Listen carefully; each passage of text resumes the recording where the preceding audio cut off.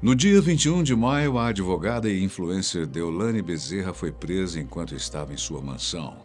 Essa não foi a primeira vez que ela foi presa, mas agora a situação é bem mais séria, sendo acusada de ter participação direta no PCC, uma das maiores facções criminosas do Brasil, recentemente determinada como grupo terrorista pelo governo norte-americano. O relatório da polícia não deixa dúvidas. Nele é dito que Deolane Bezerra dos Santos é hoje uma das mais importantes pessoas integrantes do vasto e diferenciado esquema de lavagem e capitais gerido pela organização criminosa. Mas você sabe como essa história toda começou?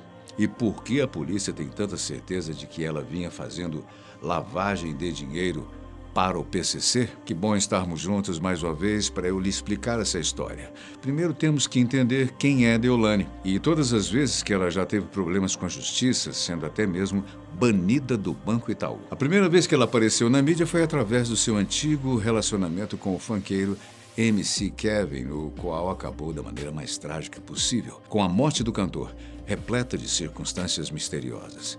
O que aconteceu foi que, enquanto ele estava no Rio de Janeiro se apresentando para um show, o casal acabou brigando. Nisso, MC Kevin foi para um hotel na cidade onde fez uso de álcool e substâncias ilícitas. Enquanto estava alterado, ele convidou uma modelo para o seu quarto de hotel. Só que, em determinado momento, ele teve um surto ao acreditar que Deolane estava indo para lá naquele instante e iria pegá-lo com uma amante. Para tentar sair dessa situação, ele tentou passar pela varanda do 5º andar do prédio que estava e acabou caindo.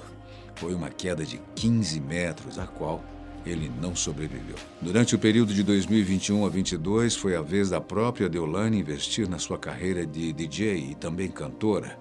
Mesmo que o retorno não tenha sido como ela queria, ainda assim, ela conseguiu uma vaga para participar de A Fazenda e, claro, protagonizar vários barracos lá dentro. No final, ela acabou desistindo da competição depois que as irmãs dela foram na sede do programa avisar que a mãe estava internada. Quando saiu da Fazenda, Deolane começou a investir na sua carreira de influencer, postando sobre a sua vida de luxo e ostentação nas redes sociais. Ao mesmo tempo, ela continuava exercendo a advocacia, o que irritava bastante a Ordem dos Advogados do Brasil, já que eles não concordavam com o estilo de vida que ela ostentava. Para você ter uma ideia, de acordo com a Polícia Civil de Pernambuco, ela chegou a investir cerca de 65 milhões de reais em 12 imóveis de luxo nos últimos anos. De onde vinha esse dinheiro? A pergunta é inevitável, né?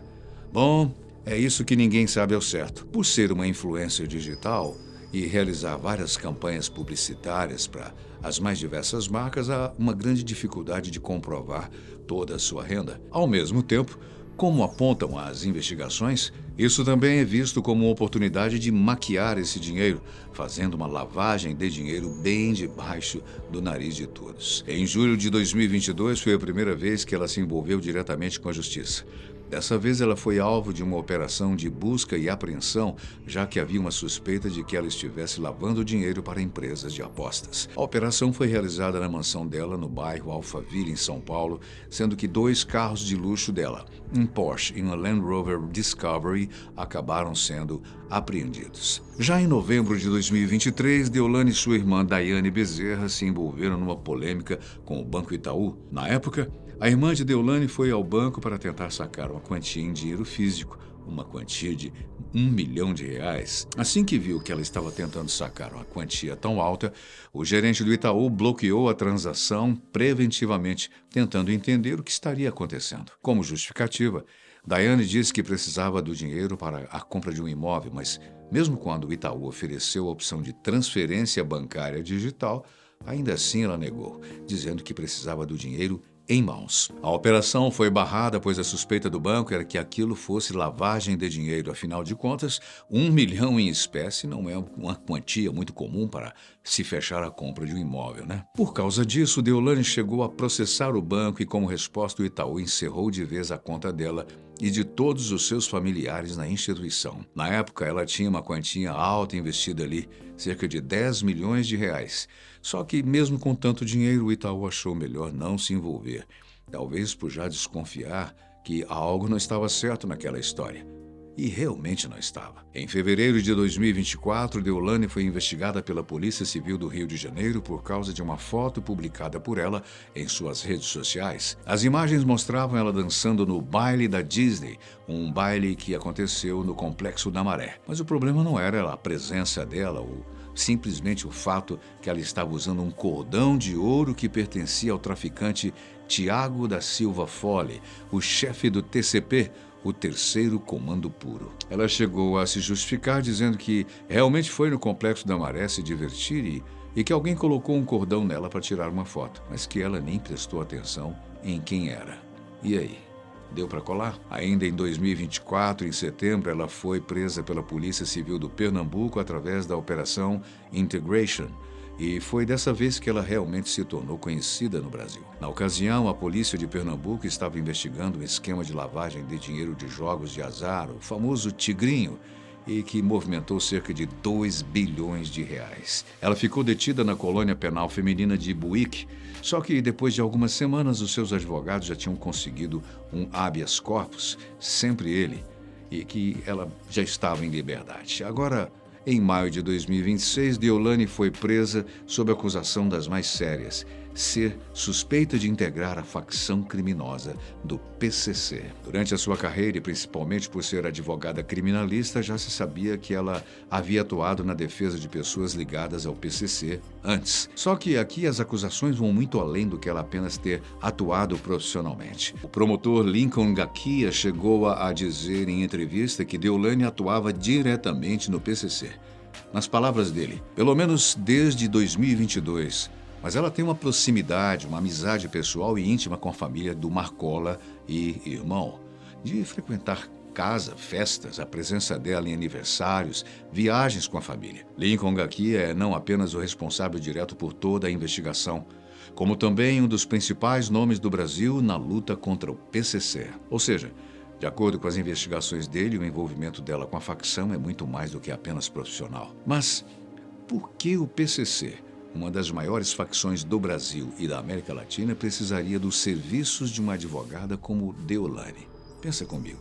Bem, acontece que, de acordo com a investigação, o papel dela na facção não era de advogada. E para entender melhor essa história, primeiro a gente tem que entender quem é o PCC. O primeiro comando da capital foi fundado em agosto de 1993 por apenas 8 presos. Na época, a justificativa inicial do grupo era que eles estavam se unindo para lutar contra os abusos que aconteciam dentro do sistema penitenciário de São Paulo, que foi o que aconteceu no massacre de Carandiru em 1992, quando 111 presos foram mortos pela Polícia Militar. Mas o que começou com a ideia de oferecer proteção para presos dentro da cadeia, em poucos anos se expandiu, saindo de dentro das prisões e começando a controlar o tráfico, o roubo e várias outras atividades criminais. Hoje em dia, há várias investigações comprovando que a influência do PCC saiu até mesmo para fora do território brasileiro. É através da facção que diversas substâncias ilícitas saem do Brasil e vão diretamente para toda a América Latina e chegando até mesmo a cruzar os oceanos, indo parar na Europa. Com essa expansão de negócios e o tráfico de substância para o mundo todo, o ganho da organização aumentou exponencialmente, como você pode imaginar. Ninguém sabe o valor exato que a facção recebe, mas algumas investigações apontam que esse império criminoso lucra por ano cerca de 5 bilhões de reais. O valor é muito alto, mas ao mesmo tempo acaba criando um problema para a organização. Como justificar esses ganhos, né? Não dá para os criminosos simplesmente depositar essa quantia no banco.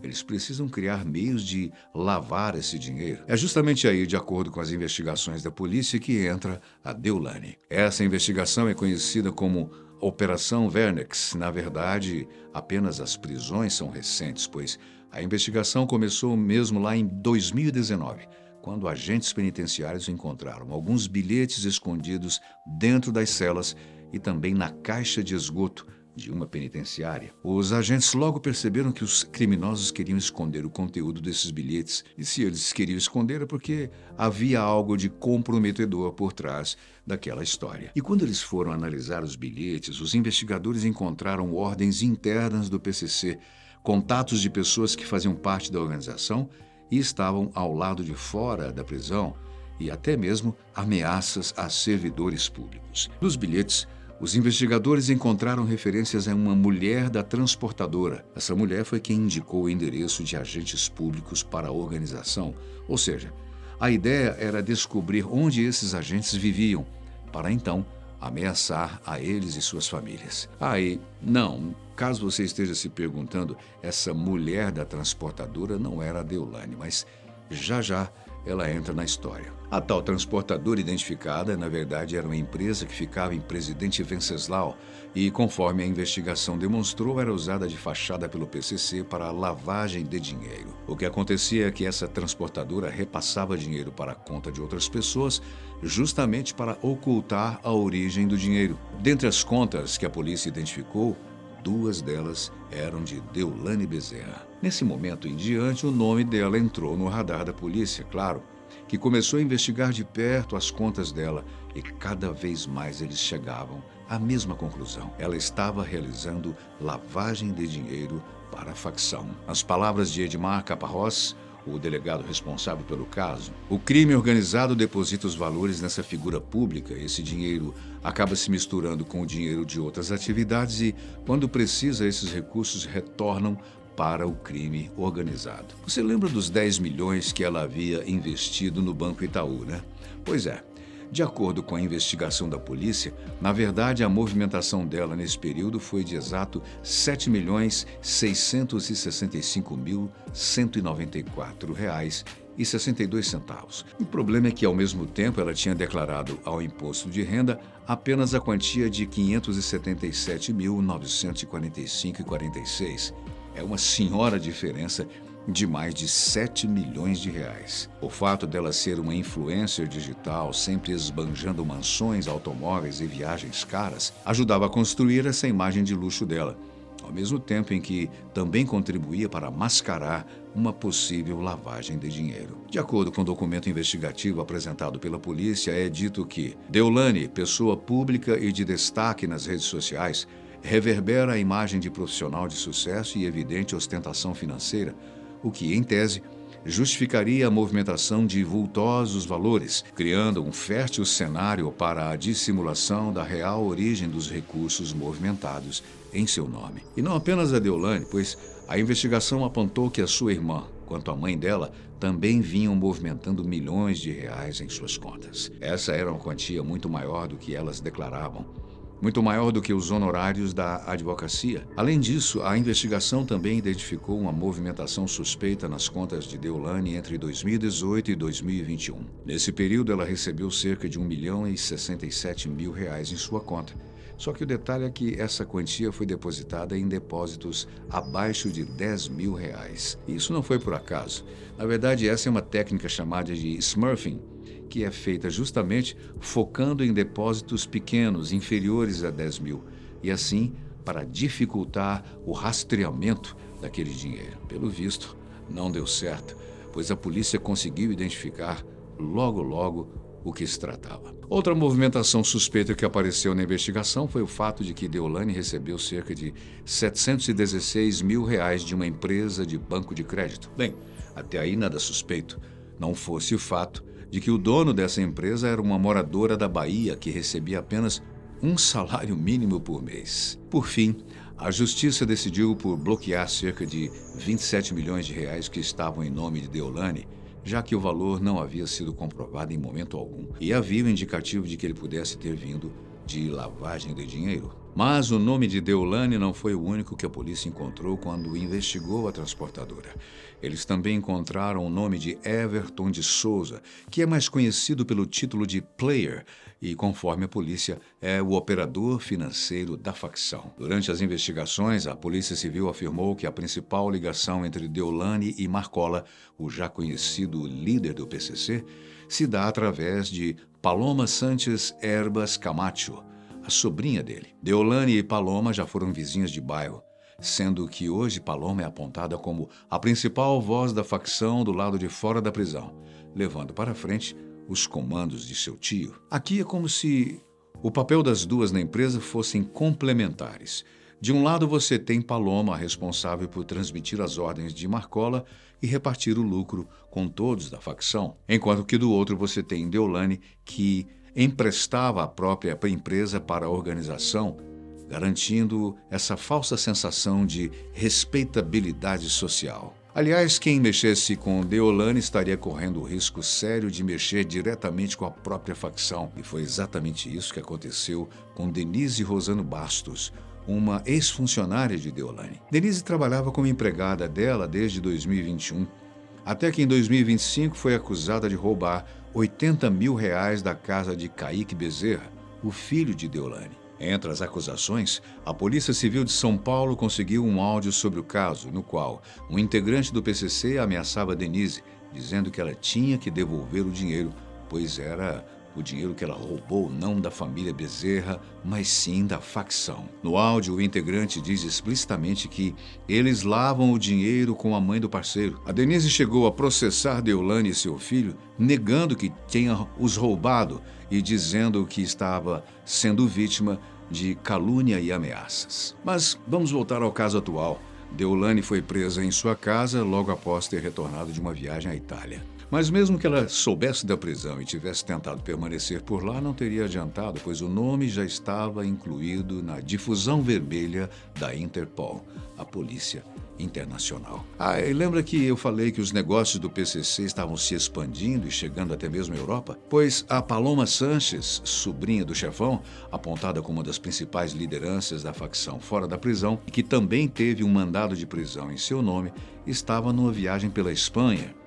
Será que era uma viagem de férias ou a negócios? No momento, Paloma segue foragida na Espanha, assim como Alexander Ribeiro, o sobrinho de Marcola, que segue foragido na Bolívia. Já Marcola, o líder do PCC, recebeu mais um mandado de prisão, mesmo que ele já esteja preso desde 2019 numa penitenciária federal de Brasília. No caso de Deolane, mesmo que sua defesa venha tentando para que ela consiga uma prisão domiciliar, alegando que ela é mãe de uma filha de 10 anos que precisava de cuidados constantes. O pedido foi negado por toda a 5ª turma do STJ e ela segue atrás das grades. Um dos argumentos que Aury Lopes Júnior, o advogado de Deolane, usou foi que ela nunca foi chamada para prestar informações entre 2022 e 2024, período em que ela era investigada pela polícia no meio de uma investigação mantida em segredo. A Polícia Civil de São Paulo já chegou à conclusão de que Deolane atuava em lavagem de dinheiro em nome do PCC. Com a investigação tendo chegado à sua etapa final, o caso seguiu então para o Ministério Público, que, no dia 10 de junho, denunciou-a para a Justiça, reforçando que a prisão domiciliar não pode ser oferecida em casos de organização criminosa. Caso ela seja realmente enquadrada na lei antifacção, ela pode pegar 40 anos de prisão.